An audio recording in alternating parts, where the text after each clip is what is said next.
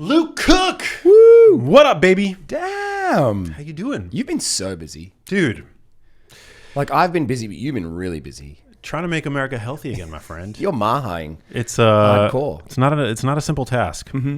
Well, I was just saying to Max off air that I've been like, where is Max? Is he in Minnesota door knocking for Trump now? No. But you really have been so busy and you've been up to a lot. I don't think we've even talked since your Senate hearing, etc. But there's been so much going on, so much discussion around health, more discussion about health now in pop culture than I've ever seen in my whole life. Same. Isn't it amazing? It It's is incredible. Amazing. It is interesting. It's also not good because people are weighing in who should never weigh in on such a thing. Oh my God. And everyone feels like they have an answer, which is interesting.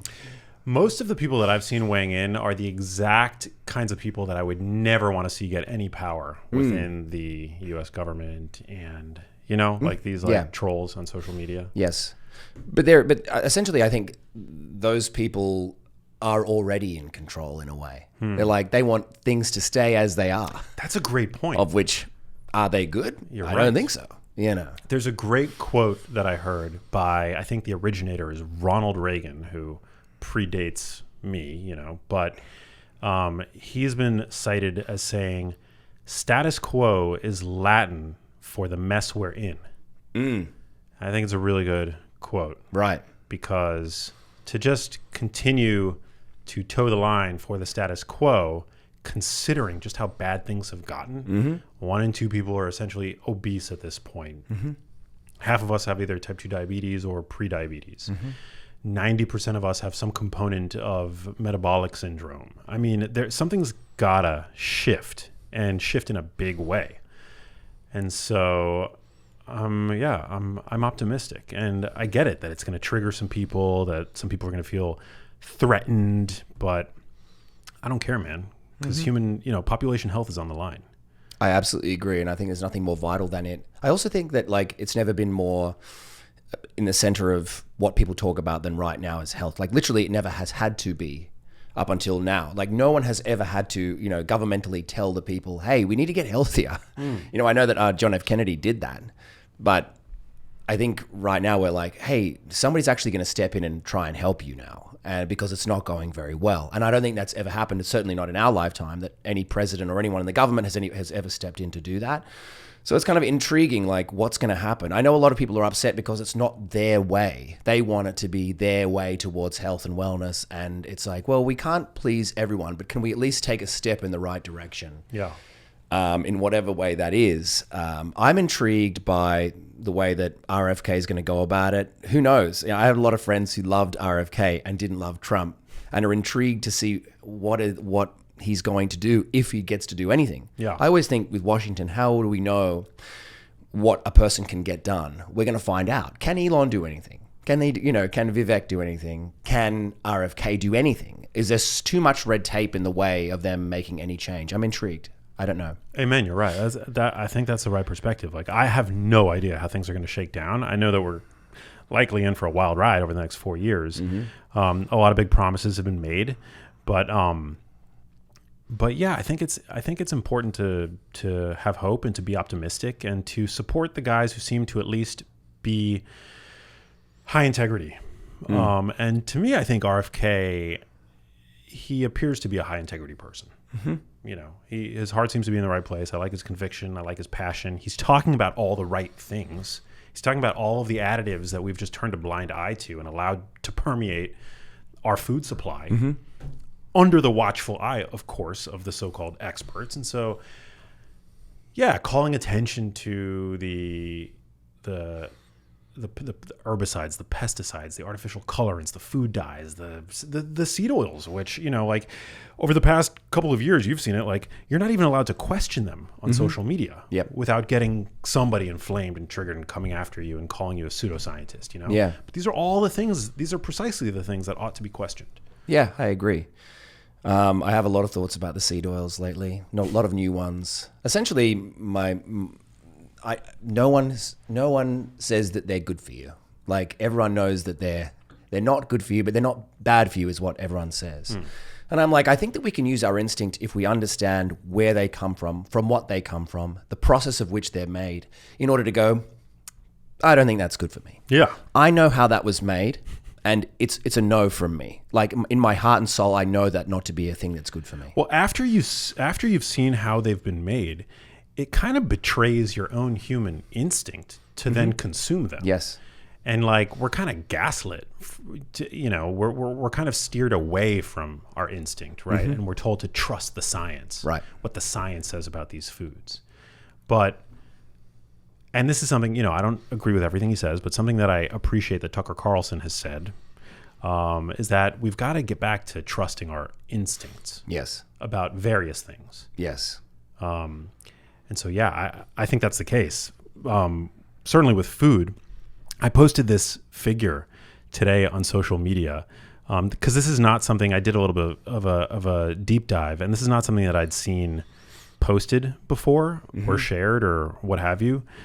Just the sheer quantity of soybean oil that Americans consume today, which is just one of the seed oils in question. Today, your average American consumes 3 cups of seed oil, of soybean oil specifically, every week. Every week. 3 cups of soybean oil. Now, this is an estimate, okay?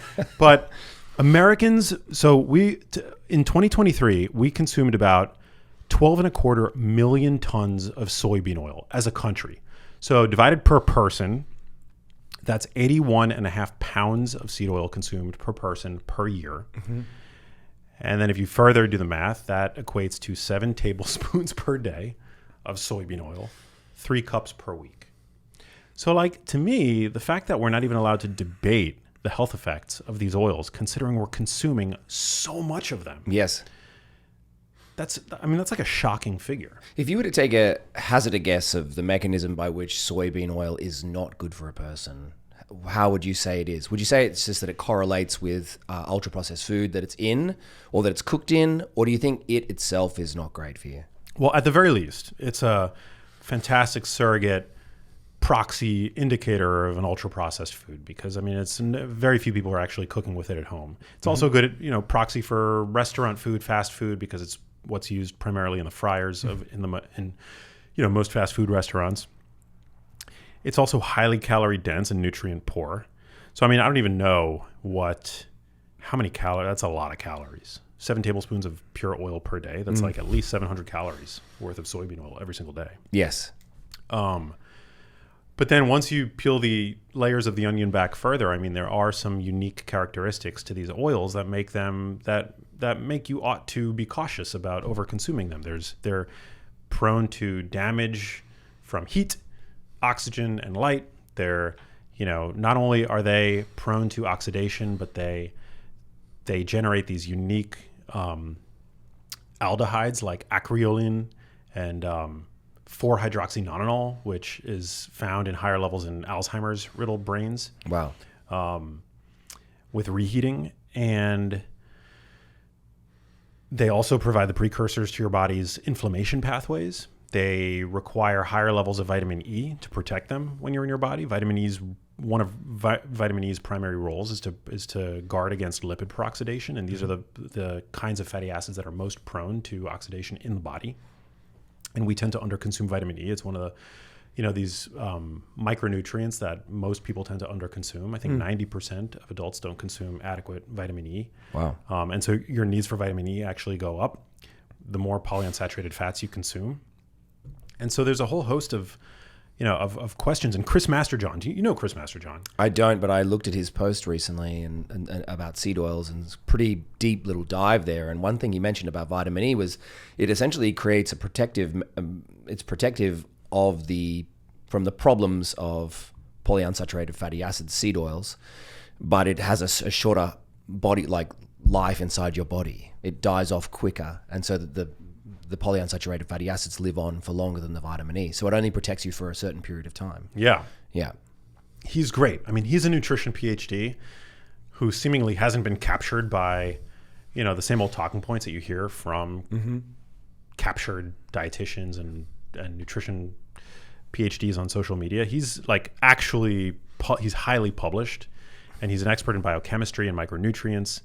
And he did this incredible thread on X and I think he posted it as well on Instagram, going into some of the, the cautionary aspects of these oils. And it's like, don't take it from me, take it from him. He's like a brilliant, expert in this field. Yeah. Well, one thing, that is being very out there in pop culture right now is a picture of Trump on his plane, Air Force One, with his Du Bois, Elon and RFK all eating McDonald's. One thing RFK has said openly is like, I'm not against fast food, but I am against seed oils. And here he is eating McDonald's undoubtedly with seed oils, and everyone just went nuts when they saw this picture, because the look on his face is that of like he's been caught with his hand in the cookie jar a little bit, or he just doesn't want to be there, or whatever it is, the poor guy.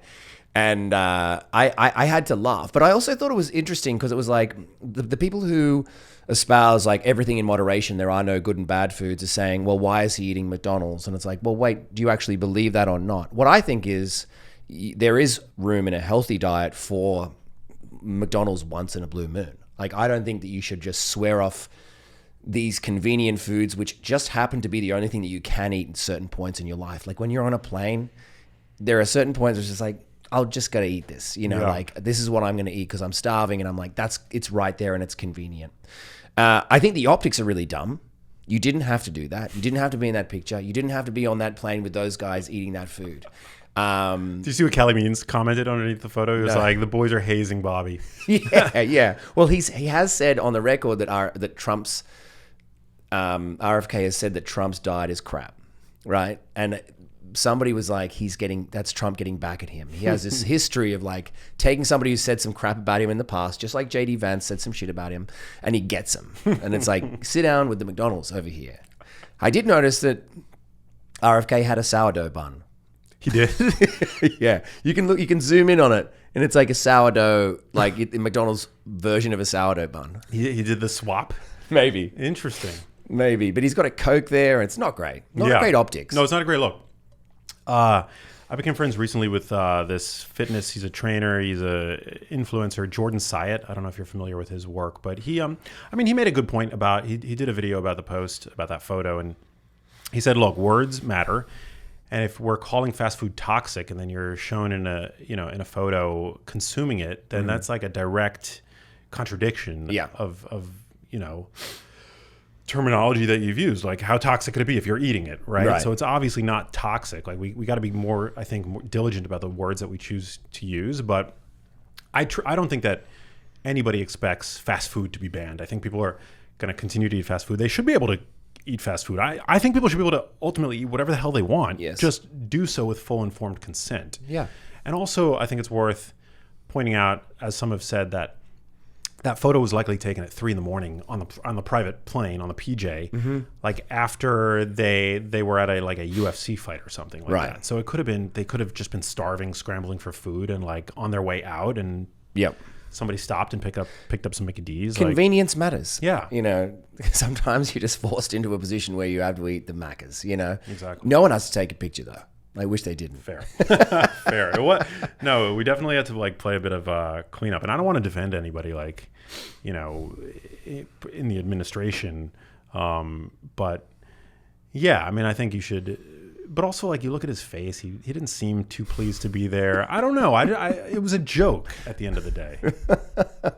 It doesn't take away from the fact that he's in the position where he could be doing some great work. I do think it's funny the way the New York Times wrote about him this week, which made everybody absolutely go, "What the hell is going on?" In order to debunk RFK and him and a bunch of other people taking aim at Fruit Loops, the New York Times went to debunk this claim that the ingredients of Canada's Fruit Loops are different to that of America's Fruit Loops. And the quote went like this: Mr. Kennedy has singled out Fruit Loops as an example of a product with too many artificial ingredients, questioning why the Canadian version has fewer than the US version. But he was wrong. The ingredients list is roughly the same, although Canada's has natural colorings made from blueberries and carrots, while the US product contains red dye 40, yellow 5, and blue 1, as well as butylated hydroxytoluene, or BHT, a lab-made chemical that is used for freshness, according to the ingredients label.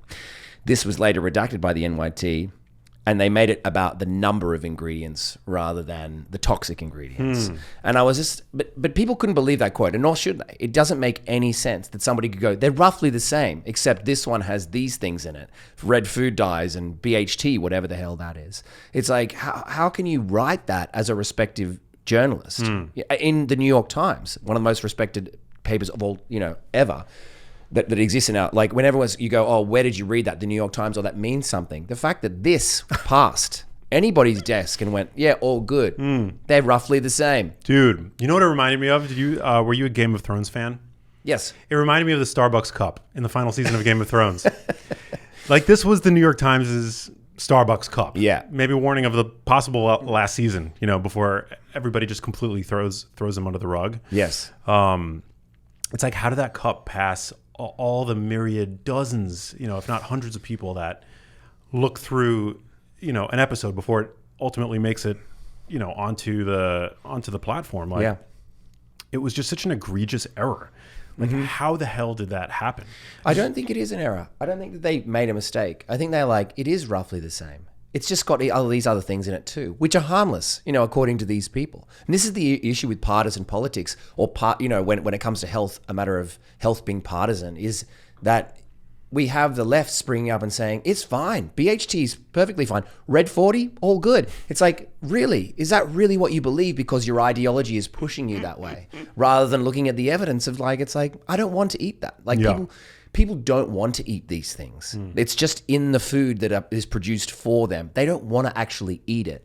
And the fact that it's been made into a partisan issue, I think, is really dangerous. I think we should avoid it at all costs. And unfortunately, I don't know if we can change that. Yeah, and by the way, I learned from Jason Karp recently that if a chemical has butylated, which I think is at the beginning of the suffix for the BHT, that it's that indicates that it's petroleum derived.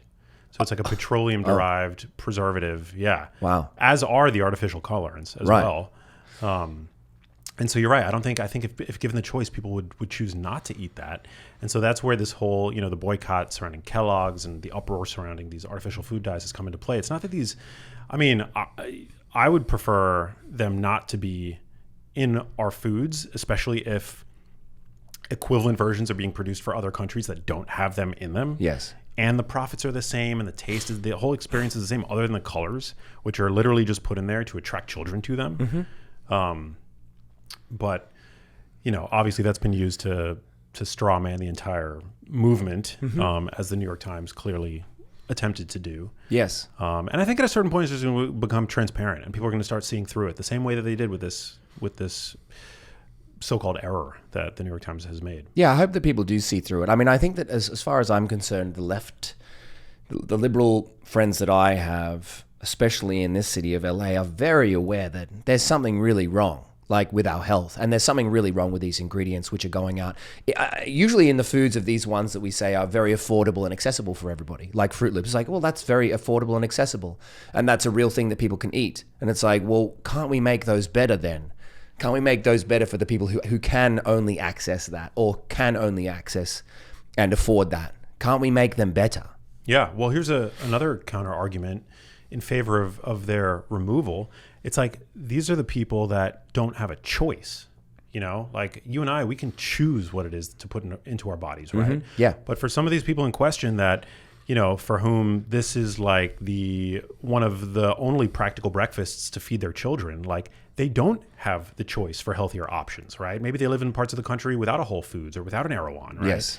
Most people in this country do live outside of the proximity of a Whole Foods or an Erewhon. And so when they don't have the choice, they should by default be given foods that don't have these untested, questionable, controversial ingredients in them, particularly when there are products that are just as good being sold in other countries that don't have them in them. Yeah. Yeah.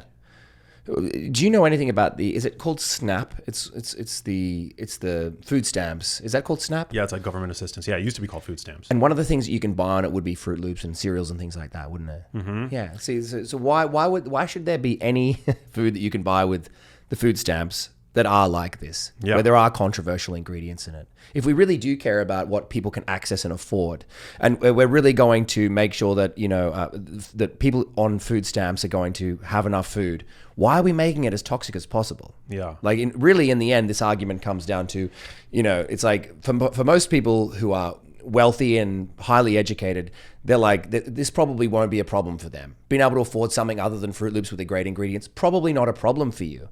But for the people who can't access and can't afford, then maybe we should make this as healthy as possible. So in the end, the fight does come down to, do you care about those people or do you not care about those people? Amen. Did you know that 10% of SNAP spending goes towards soda?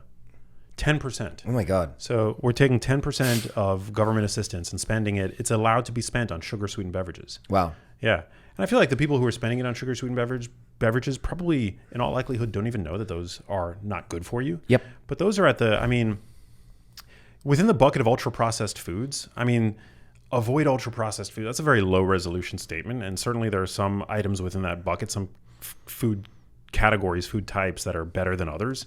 We know that sugar-sweetened beverages are among the worst. Yes. And yet 10% of SNAP spending goes towards sugar-sweetened beverages. Yes. Well, they've got to be the most useless calories of all, because it's just straight up sugar or straight up, high fructose corn syrup with no fiber, no protein, no fat. So it's like, so there is zero actually, literally zero in there for you. Zero. Yeah. Yeah. Wow, that's ridiculous. I'm sure that there's a few more things that are in there that would enrage me. Yeah, probably. Yeah. That should be banned. Like you shouldn't be able to spend your SNAP dollars on sugar-sweetened beverages. I saw recently this thing, and I'm interested to know your thoughts about fructose in particular. That bears load up on fructose before they go into hibernation because it makes them rabidly hungry so that they fatten up before they go into hibernation. And that fructose is actually something that makes you hungrier. It's one of the rare fruits that makes you that way. And one of the rare sugars, I should say, that makes you that way. I was interested in, so for instance, high fructose corn syrup would be just that on steroids a little bit. Like it's like making you hungrier when you consume it, like making you rabidly want to eat shit. What do you think about that? Yeah, high fructose corn syrup is about 50% fructose, 50% glucose, a little bit higher in favor of fructose, I believe. But still, it's modified so as to be higher in fructose than what it would otherwise be, which I think it would be primarily glucose. But yeah, David Perlmutter, Richard Johnson. David Perlmutter is a neurologist. Richard Johnson is a nephrologist, and they've both written extensively on the potential dangers of consuming excess fructose and how that might raise levels of uric acid in the body, which can put you at risk for type 2 diabetes and a whole host of other conditions. I forget the details, but I've done a few episodes with both David Perlmutter and Richard Johnson where they go into detail on that. And yeah, it is. It is. To be ingesting such an unusually high quantity of fructose as most Americans are today. That typically doesn't lead to good things in the body. Any nutrient when overconsumed will do bad things. So I don't know. There's a debate about how helpful is it to single out these nutrients in isolation. And in general, I'm not a fan of doing it. But fructose is typically consumed, extracted from the food matrix. It's like consumed by way of, high fructose corn syrup, agave syrups, all of these various syrups that now saturate, the confectionery foods that we're eating. So I don't think it's good. We also there's a limited amount that we can digest in the gut. It can create gut distress for some. So it's probably, worth keeping tabs on. Yeah, probably not great for you. Probably not great. I saw this this study came out of Illinois.edu. Weight loss depends on eating more protein and fiber while limiting calories. It was essentially a weight loss study that they found that if they educated people thoroughly on how to eat, not telling them exactly how to, that they would naturally want to eat more fiber and more protein and keeping their calories low, that those people were more satiated, their diets were more effective, they kept more muscle mass, and they lost more weight. And I think that's a fairly good piece of advice for people who are looking to lose weight, is to keep those two things high, is fiber and protein, because they are more satiating. And when you think about what you're going to eat when you lose weight, some things will fill a gap that you usually would have, laid in ultra processed foods. So that eating an apple or eating a steak is making up for the things that you may have had, like a bag of chips at that point. So like layering in high fiber, high protein foods is smart. So what does that look like in terms of foods to prioritize? High protein foods, high fiber foods. Yeah, what does that look like for you in terms of like what you might load your grocery cart with? A lot of vegetables of different colors, some grains and rice, and plenty of meat, eggs, dairy. Generally, when I look at a plate of food for myself, it is 50% animal protein, and the rest is vegetables, and also sauerkraut, probiotics in any form. What's your take on legumes? Beans, lentils, things like that. I guess they're really high fiber. I just don't cook them very much. I find them kind of inconvenient. Like I know how to cook rice, but I don't really know how to cook beans. Have you got to soak them first and all that stuff? Maybe I know that people just use it out of a can. I just don't tend towards them myself. So what about you? Yeah, no, I guess if I'm out at a restaurant and there's like a good lentil dish, like I'll get that. I mean, speaking of Erewhon, they make a really good lentil soup, which I've been buying. It's really tasty. I'll make some collagen into that. Yum. Here's an interesting hack. Do you ever do this? Like whenever I'm eating a soup at home, like whether it's, I'm taking out like a Thai soup or something, I get it delivered to my house. Or if I get like a takeout soup from, one of these supermarkets, like ready-made, I generally will always mix a scoop or two of collagen. Smart. Into whatever it is that I'm consuming because you don't taste it and it just jacks up the protein. Yep. Well, you can look at Mark Smelly Belly cooks his ground beef with collagen. He does? Yeah, pretty smart. Ooh, interesting. Well, whenever I come over to do your podcast, I take so much Bubs home with me, Bubs collagen, and I use that. I use it every day now. I think that collagen is kind of a difficult protein to get a lot of outside of, unless you're drinking a lot of bone broth or whatever, and I don't tend to do that. I drink bone broth sometimes, but not all the time. So I'm always scooping collagen into my whey smoothie in the morning and absolutely love it. And also I am intrigued by the effects of collagen in the skin and hair, and whether that is, because as an actor, we've got to be considering these things, got to be gorgeous.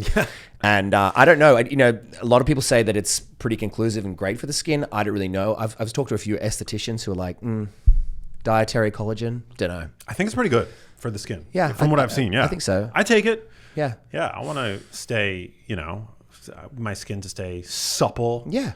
I use I get microneedling done from time to time, which is like, small perforations throughout the skin, which increases collagen production. It's like, making your collagen get to work. And I wonder, I'm like, okay, so if collagen is depleted and then like rebuilding in my skin when I do this, I should probably eat more collagen. That's probably not scientific, but in my head, it definitely is. Sounds right. Sounds right. Yeah, no, I'm a huge fan of collagen. I try to get 10 to 20 grams every day. I've been more diligent about that lately than in the past, but there is mounting evidence. Like there's like really good, I think, meta-analyses now at this point showing that it's great for skin. I have the theory or the hypothesis that it's that it's just generally a pro-longevity supplement. Yep. Especially the more skeletal muscle you consume. Chris Masterjohn, again, he's like written about collagen extensively, glycine, and how we need the more skeletal muscle, similar to like these polyunsaturated fats. The more we consume, the more vitamin E we need. Similarly, the more skeletal muscle we consume, the more glycine we need to essentially detox some of the... It's methionine, I think. Yeah, like balance out the amino acids that predominate skeletal muscle. Yeah. No, I'm definitely intrigued by that. And I wonder if, having like high sinew, eating like chuck roasts, for instance, which are highly collagenous, I wonder if that's helpful. Because it is essentially the convergence of all these muscles together to create the chuck roast. And I'm like, but all those things in between are collagen. So I wonder if cooking them, you still get that. Totally. Because that might also be one of the mechanisms by which, there's a lot of reasons why plant protein seems to be associated with better, higher odds of living longer compared to animal protein. Yep. When you consume more plant protein, you There's healthy user bias there, certainly, but also plant protein tends to coincide with fiber. So you're consuming more fiber. And calories. Yeah. With animal protein, right? Or with plant protein. I think with plant protein in a powder form. Because like starch and stuff. Yeah. More calories per protein. Yeah. But I mean, it is fairly consistent that plant protein seems to be associated with like better health than animal source protein. But there's like a lot of there's a lot of noise in that signal. So it's hard to say, with certainty. But plant protein tends to be lower in methionine. Yes. Whereas animal protein is higher in methionine. Yes. So the idea is that we can, assuming you're consuming fiber and you've got a high quality diet and you're eating lots of animal protein, I mean, it stands to reason that by integrating more collagen, which provides glycine to balance out that methionine, that it might have a pro-longevity effect. And I think that's what Chris Masterjohn's whole central thesis is about. Well, you can listen to Dr. Don Layman talk about how necessary methionine is in muscle protein synthesis. So it seems to be a thing. And I think Dr. Don Layman came up with mTOR. I think he discovered mTOR. Oh, interesting. Maybe I'm wrong about that, but he talks a lot about methionine, valine, and isovaline being three that we don't often talk about. Apparently, when it comes to vegan proteins, 80-20 rice to pea ratio is ideal for muscle mass and muscle protein synthesis, according to Menno. What is his name? Dr. Menno Henselman? Menno Henselman's, yeah. Seems to be interesting. But I sent a study to you showing the effects of muscle protein synthesis when eating 4 ounces of steak versus 4 ounces of soy, a soybean patty. And it was literally half the amount of muscle protein synthesis when you consumed soy. You had to eat twice the amount of soy to get the same amount of muscle protein synthesis as you would from beef. So interesting. And then again, let's look at this. This is another strength-trained women went on a 4-week omnivorous diet and then an 8-week vegan diet, and they lost muscle mass during the vegan cycle due to lower protein intake, also less B vitamins, iron, and omega-3s. I thought that was interesting, not because of I would have guessed that the vegan cycle would make them lose mass, but it is interesting to think about the role that other nutrients like B vitamins, iron, and omega-3s play in muscle mass. Yeah. And things that we don't often think about. I don't ever, when I talk to people about putting on muscle, I always talk to them about protein and muscle stimulus through exercise. I never talk to them about omega-3s or anything like that.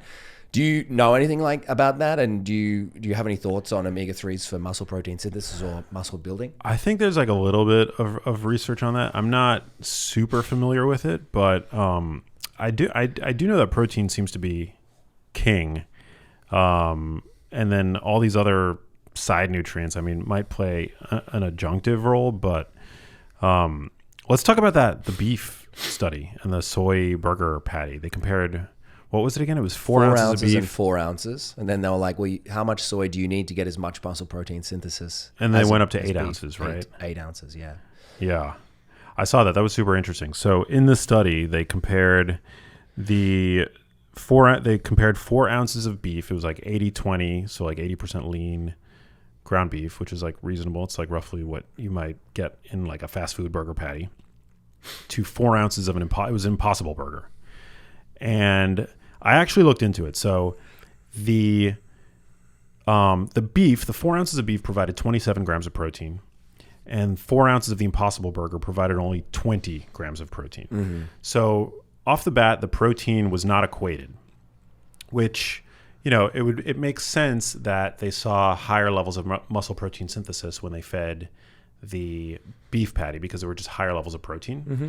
But here's what's interesting. Then they doubled the amount of protein from the soy burger, from the Impossible Burger, and they gave 8 ounces of soy burger, and they saw the same degree of muscle protein synthesis as compared to the 8 ounce, the 4 ounces, patty. The 4 ounces of beef. So it required more protein to achieve the same degree of muscle protein synthesis. And all those calories. Yeah, all those calories.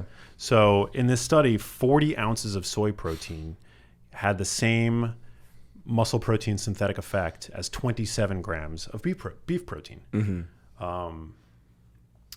Which just goes to show you, it's just further supporting the fact that animal source protein, is superior unless you're just consuming way more plant protein. So like you can get the job done on a plant-based diet. It's You're just going not- to need to consume more. There's no way it's superior. Like you're over consuming calories. You know, it's amazing how superior it is at getting the job done with muscle protein synthesis. It's almost like we've evolved to eat it. Yeah. You know, it's almost like that's probably what you should be eating. You know, calorically, you get this much muscle protein synthesis and only this many calories, and with the soy burger, you get this much calories and this much muscle protein synthesis. Yeah. And also, soy is considered to be the highest quality plant-based source of protein. Yep. So if you need 40 grams of soy protein to equate to the same degree of muscle protein synthesis as 27 grams of beef protein, I mean, to me, it sounds so much more efficient and probably also so much more cost efficient to consume the beef. Yeah. What is the deal with? Do you have any thoughts on? Whenever I talk to people about soy and say it's probably the best option as far as vegan protein is concerned, everyone always talks about the soy boy estrogenic effect, and I actually don't know anything about it. I used to believe that was true, but that was with no research, and then I heard that it was debunked. I have no further thinking on it. I was wondering if you know anything about that, phytoestrogens or something. Yeah, it's true. I mean, soy does have these isoflavones that have estrogenic effects, but I think they're very weak. I think that once protein is kind of, you know, once you're consuming adequate protein, I don't think that there's a, you know, negative. There doesn't seem to be an estrogenic effect. Is the bottom line. Yes. And I've even seen guys like Alan Aragon, who is agnostic in terms of plant and animal protein, debunk that myth. Yeah. It probably has something to do with not the fact that they're eating soy, but that they're not eating meat. Like if you're ever like, that guy is a soy boy. If you ever think that about somebody. Well, low-fat diets can reduce testosterone. Like there's definitely an impact of dietary fat, and particularly, I believe, saturated fat, actually. And so people who are on plant-based diets tend to eat low-fat. In general, they tend to eat, you know, lower saturated fat. They have a lower intake of saturated fat. And so, yeah, it's not surprising. They also have, I mean, there are various parameters that are associated with like lower levels of fertility that they see on people, you know, in people that are on plant-based diets. And so, I mean, also, like, you know, if you're wondering if your guy's getting enough protein and he doesn't eat meat, like, look at his libido. How much is he getting down with you? How much does he want to get down with you? And then act accordingly, ladies. Yeah. Speak to him about it. Speak to him about it. Have you ever had a phase in your life where you've consumed tofu, soy milk, anything like that? I got into soy with coffee, like frothed soy. You know, that sounds so much more gay. But if you go to an espresso bar and you get I'd get a flat white, a soy flat white. Mate, soy has a more delicious, creamy taste. But then I've gone back to whole ever since. And so there was a point where I did consume a whole bunch of soy. I guess I never really noticed any effect. What about you? Did you get into it? Yeah, I was like for a little while drinking soy milk, but this is like years ago. This is like 20, 30 years ago. Mm-hmm. Not 30, like 20. Yeah, maybe like 20 years ago. And I would just always notice that even a little bit of soy would make me feel really like bloated, like in a way that was not even commensurate with the amount of soy that I was consuming. I just would drink like a little bit of it, and then I would just feel like this and I had no, you know, at that point, I had no preconceptions about soy or anything like that. So it wasn't a placebo or a nocebo for me. It was just, I distinctly remember always it making me feel like a little bit like bloated after consuming it. Well, it was always, you know, my dad used to drink and was told that it was good for your prostate. And I don't know if it was or if that milk was not good for your prostate or that was what people were saying. But he was told that it was good for his prostate, so he drank soy milk. Interesting. I will say it tasted, I mean, I remember it tasting really good. I would buy, I think it was like Silk was the brand. And I would buy it. And I thought it tasted amazing. But did you ever get into like soy protein at all? Did you ever supplement with soy protein? No. You know, I'll do like plant protein if like pushed against the wall and I've got no other option. But in general, I stick to whey. Yeah, me too. But did you ever, when you were younger? What, like soy protein? Well, I remember getting hemp protein, like from Trader Joe's. Mate, it was a rough drink. It was rough. It's always like grainy. Yeah, it's very grainy, hard to mix in, and it was like you were drinking it and kind of getting like powder in your throat. It sucked. Yeah, not good. Yeah. But I've heard this thing about plant protein as far as the protein is there for the plant. Have you heard this idea? No. The protein in plant protein is there for the plant. It exists for the plant. Something like that. And I'm like, but doesn't animal protein exist for the animal? Have you heard this argument before? Have you heard? Yeah, anyway, you can hear Don Layman talk about it. The protein in plants is not there for you. It's there for the plant. And I'm like, oh, okay, well, but wouldn't that mean that animal protein is there for the animal and not for me either? How does that work? I don't know. I think he's talking about how the proteins make up the leaves and the branches and things like that. Interesting. Well, it's not, I think it's like skeletal muscle mirrors the amino acid profile in the skeletal muscle of animals mirrors that of our own musculature. Yeah. Like we're animals, you know? Yeah. And we're red meat. And so to me, it makes perfect sense that by, consuming skeletal muscle, you're going to be directly supporting your own skeletal muscle. Yes. There's this, how dare you like for like? Yeah. Well, you get pushback to that, right? Well, you do. If you say like you should eat liver for your liver, right? Or like eat kidneys for your kidneys and things like that. People like for like is bullshit, but it's like, well, but skeletal muscle is. But it's actually not bullshit. Feeds your muscle. Yeah, and that's true. It's not bullshit at all. Like liver is the top source of dietary choline, which is directly supportive of liver health. Because not to like harp on Chris Masterjohn, but he's talked about this as well. That consuming dietary choline, which 90% of adults underconsume today, 90% of adults don't meet the adequate intake for choline. It's the best way to prevent fat buildup in the liver. Oh, wow. Yeah. Okay. It's also really high in eggs, isn't it, choline? Yeah, super high in eggs. So, eating beef liver directly supports the health of your own liver. I've been taking a liver capsule from First Light Farms, which you sent me. Oh, dope. Because I wanted more copper, because I was noticing more grays. I was like, maybe if I should I take copper? Like I heard somebody say copper is good for gray hairs. And I was like, okay, I'll take this because liver is incredibly high in copper. So I've taken those First Light Farms liver capsules recently. Has it helped? I don't know. I remember reading that actually too, because copper is it's essential to produce catalase, which, if I recall correctly, catalase basically like it cancels out hydrogen peroxide, which can bleach the hair follicle. Like it, like take this with a grain. I mean, I don't fully remember, but I think it had something to do with catalase and copper is required for catalase production, which supports the health of your melanocytes. Yeah, interesting.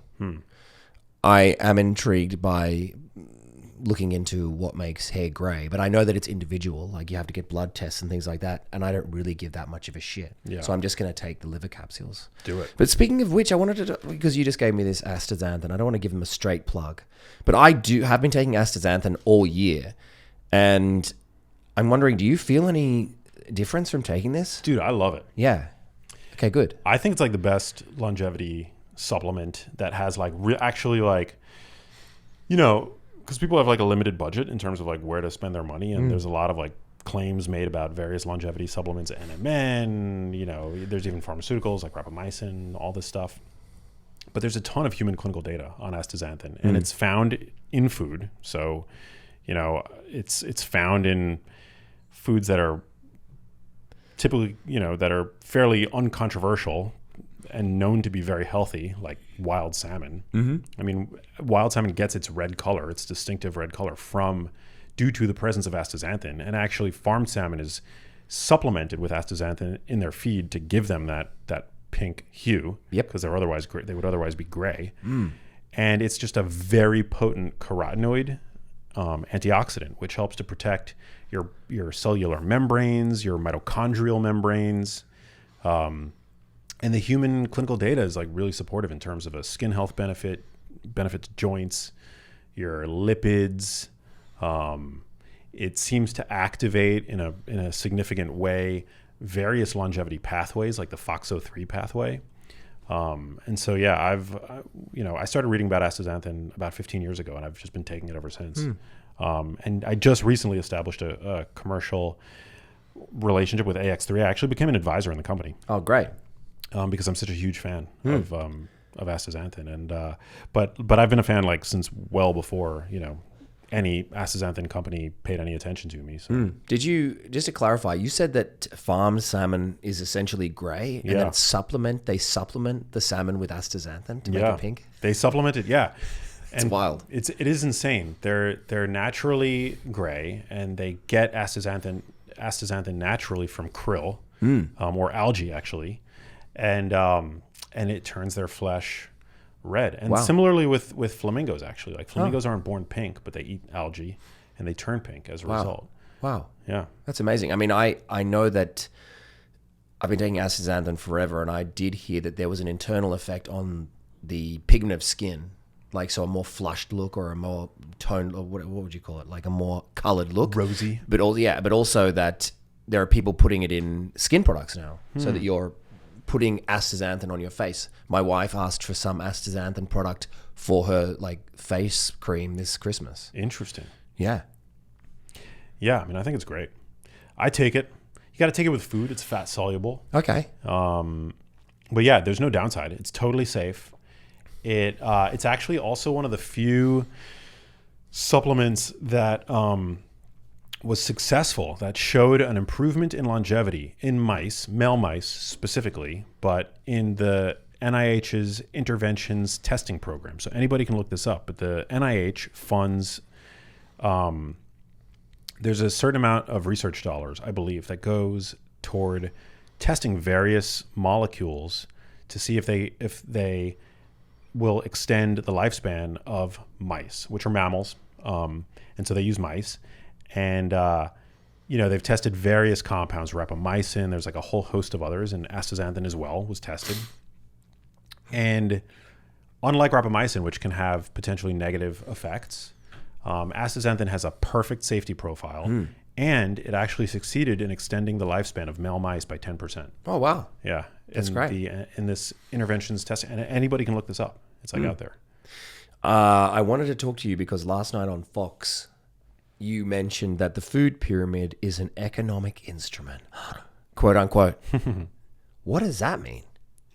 I just feel like it's made to sell subsidized, cheap carbohydrates. And yeah. It's not about our health. It's about like what they want us to eat. The industry wants us to eat. Exactly. So a lot of, many grains are subsidized. Wheat, I believe, being one of them, corn. And we were told for decades to, it's that whole bottom slab of the food pyramid, to load up on grain products every single day, 6 to 11 servings. When for one, I mean, we have no essential need for grains. Like, right. We've just been told, right? Like you've got to eat grains for good health, but like, where does that come from? Yep. And so, I was raised with a food pyramid. What was it actually? I'm curious to know, what was like growing up in Australia, right? Very, very bread forward, very carb forward. Interesting. If you go to any cafe in Australia, you'll see a bunch of sandwiches. Huh. Just like that. Yeah. Interesting. But Australia is known for like beef and properly raising beef and like. Yeah. There's a lot of meat that you would eat. It. Like I was very happy to be raised by a mum. I was one of 5 kids. So she fed us, meat and 2 veg most nights of our life, which was great. But as a culture, it is very, I was given 2 sandwiches for lunch every day for 18 years. So very carb forward, very grain focused. Are there dietary guidelines? Like, do you have the equivalent of like the USDA? I think we had the food pyramid as well. Oh, interesting. I think it was the same food pyramid as far as I was concerned. I always knew what people were referring to when they were talking about that. I never had to look it up. I was like, I know what that is. Wow. So I feel like they're the same. But I do wonder what it was before there was a food pyramid, or was it actually made up in order to show people, like in a visual sense, this is what you should be eating? Was there a previous like 1950s food pyramid? That's a good question. I'm not sure. I don't think so. But I think the food pyramid was really kind of like devised around the dawn of nutrition science, where a lot of it was based at the time, and still continues to be, honestly, on epidemiology. And what the epidemiology shows is that people who consume more whole grains have better health outcomes.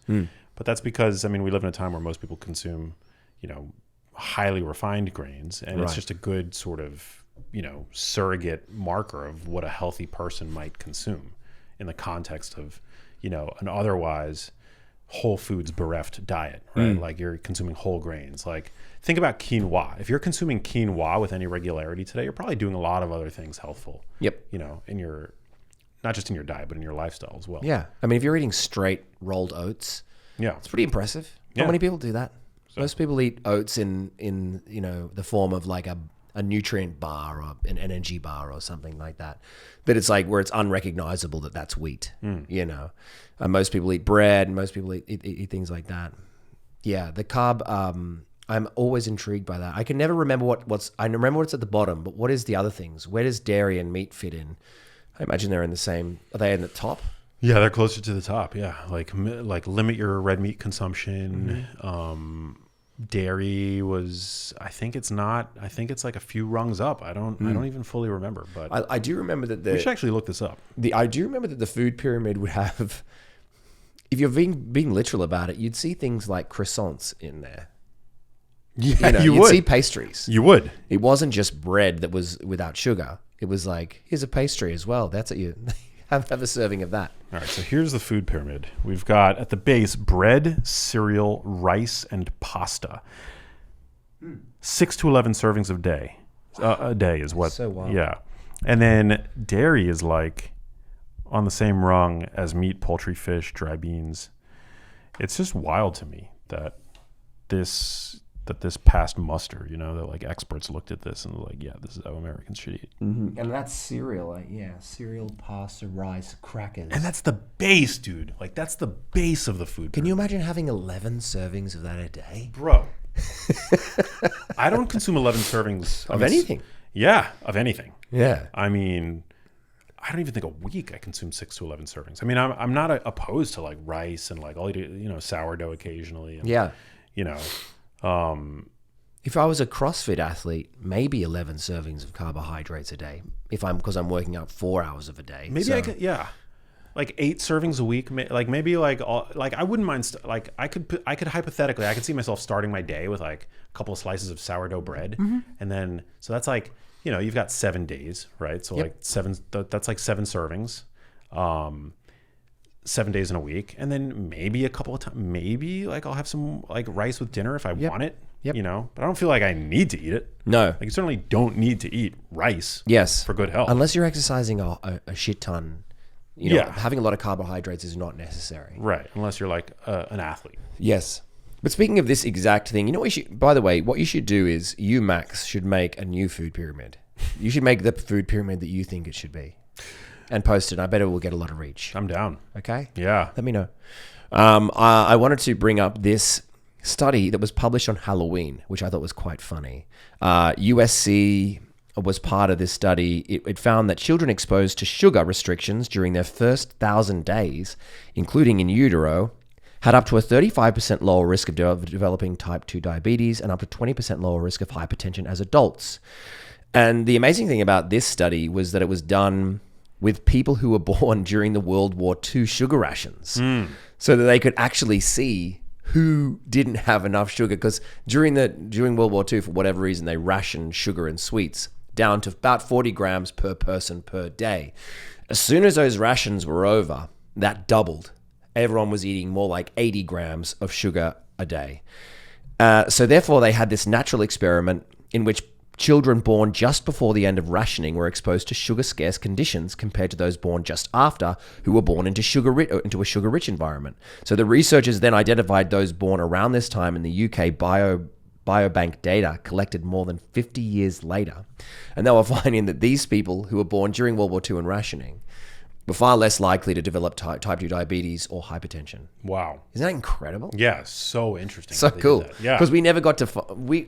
in our lifetime, we've never known food rationing in any sense, let alone sugar rationing, and how advantageous it would be to us should we do it, especially in the first 1,000 days of life. Wow. So cool. Isn't that cool? Yeah. Amazing. Amazing. I love that people are out there doing that. They were consuming... Well, here's the thing. So I read that basically, like when they were consuming, when they were rationing, they were consuming about 40 grams of sugar per day, which is actually fairly close to, in all fairness, to like what the apparently to what the USDA and WHO's dietary guidelines are. Yep. So basically what they're saying is that if we actually consumed anywhere near close to the USDA or the WHO's dietary guidelines for added sugar intake, then we would be able to reduce our risk for a whole host of, hypertension, type 2 diabetes. But the reality is that most people end up consuming double that. Right. And that in so doing, you're raising your risk for all these chronic conditions. It's a very cool little study. I also love that it was published on Halloween. Well, also the fact that it was like in utero. So like Right. the suggestion that in utero exposure to high sugar diets can actually increase your risk for these kinds of conditions in adulthood. Yes. In adulthood. Wow. That is very interesting. Yeah. It's a correlational study. Like I think, we can't draw too strong a conclusion from it. Mm-hmm. But we do know, I mean, there have been other studies that have shown, like there are studies that do show that maternal diets influence the palates of their offspring. Right. And so conceivably, those that were exposed to higher sugar intakes in utero went on to become adults Who love sugar. who loved sugar. Right. Yeah. Isn't that fascinating? It is fascinating. Yeah. It's so cool. Also, the emotional state of the mother when she's in utero. Yeah. So how that can affect and even generational like mental health disorders, particularly amongst they've studied amongst Jewish people who went through the Holocaust, that their grandchildren have this melancholy, this like natural depression, which is almost genetically imprinted into them. And so it's like what we're handed down by our parents is so crazy and incredible beyond our imaginations. It's wild. Yeah, the Holocaust was not a good time for my people. No, not a great time. Not a good time. Definitely not a good time. Man. Dude, so fun. Great times. Wait, do we have anything else? Or is that it? That's it. That's it, man. Next time I want Wow. to come in with some like sex studies next. We need to talk about sex more. Dude, we should, yeah. Yeah. We should actually do like versions of this tethered to like certain points in the year. Like maybe it's like Valentine's Day or...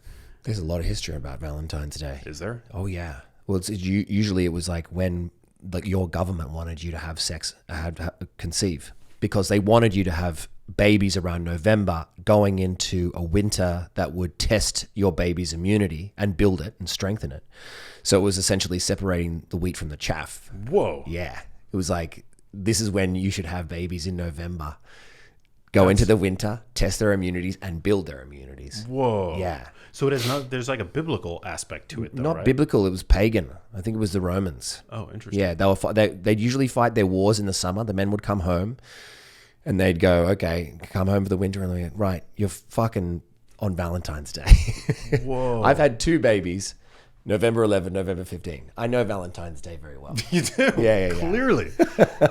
Damn. Wow, that's very interesting. Anyway, I'll have some real data for you next time, but I also wanted to look into, because I've seen a recent study about penis pumps and actually how effective they are in increasing size. Are they actually effective? Yeah, in girth, not so much length. But they are effective in terms Width. of boosting girth. Yep. It's the girth that matters. Matters. Apparently. That's what they say. That's what they say. Yeah. Wow. Very interesting. I'll bring you some real data next time. Next time. Yeah. Luke Cook. Little treat. You are the man. Love ya. Tell people where they can find you. Follow me at the Luke Cook on Instagram, and also go to getshakewell.com to try my new protein drink. Love it, brother. Love you. You're the man. Hey, if you liked that video, you need to check out this one here, and I'll see you there.